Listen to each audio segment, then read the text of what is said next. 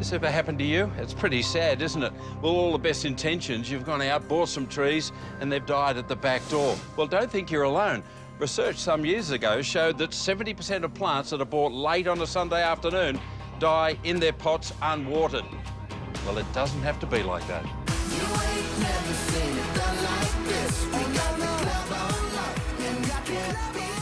So forget about the impulse buy. Do your homework first and decide what sort of tree you really want. If you want shade all year round, my choice would be one of the lily-pilly varieties or a simple Mediterranean olive tree.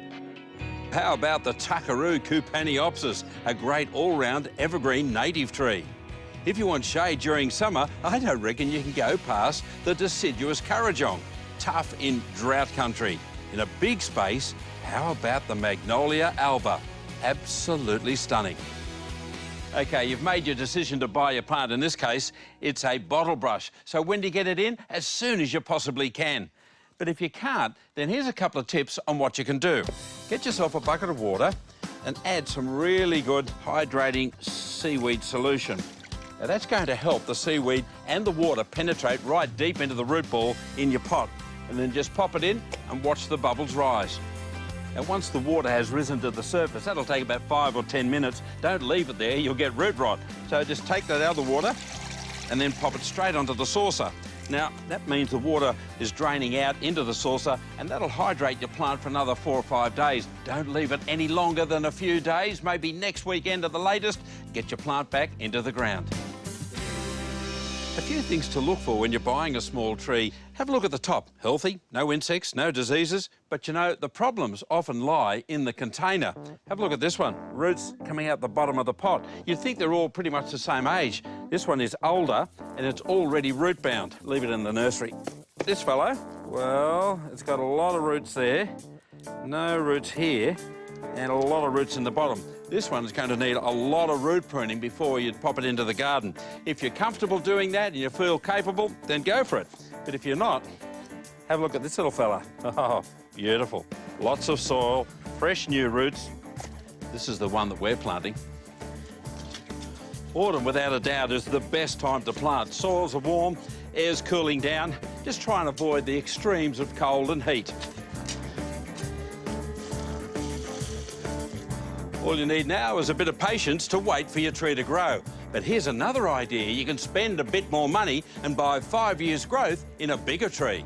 What I've decided to do is to buy my 5+ years with this super advanced Elaeocarpus umundii. It's a beautiful native tree, evergreen, red new growth up the top there, and a nice big root ball to plant out. OK, lads, bring in the bobcat. Now comes the fun part, putting this big beauty into the ground. But remember, big or small, the same planting principles apply. OK, now this is the spot we're going to put our Elaeocarpus, 5 or 6 metres away from the house, in the middle of the lawn. Now, you could dig it with a spade, dig the hole, but I've decided to get Mitch in to give me a hand. And, of course, always dial before you dig. Go for it, mate. I know I make it look easy, but you gotta believe it. Don't believe what you see, it's a show, you know, we put in the work. We go out to the sundown. Thanks, Mitch. OK. Now, the size of the hole is critical, whether it's a little tube stock or a super advanced tree. It needs to be at least twice the width so that the roots can get out to get anchorage. They'll go down in their own time, but the horizontal roots are really important. The depth, about 1.5 times the depth of the pot. Again, it doesn't matter what size it is, they're the dimensions you've got to keep to. The boys are going to slit down the side of the bag just to open it up. Give it a bit of a final root prune. That's just with a sharp spade or secateurs and just cutting off that last growth of roots. Once it gets into the hole, it'll encourage a whole new root system much more quickly. Now they're just sort of strapping it up. While they're doing that, I just wanted to mention that this is really handy in the time to install an irrigation system. This has got perforations all the way along it, and if you just sit it up around about yay high, it's really easy to water. OK, lads. A really important feature of these super advanced trees, you'll notice on the side of the bag, it says north, because that's the way the tree's been grown, facing north. Now, how do we know? Because the Bag is already gone. We've got a little stick there on the northern side.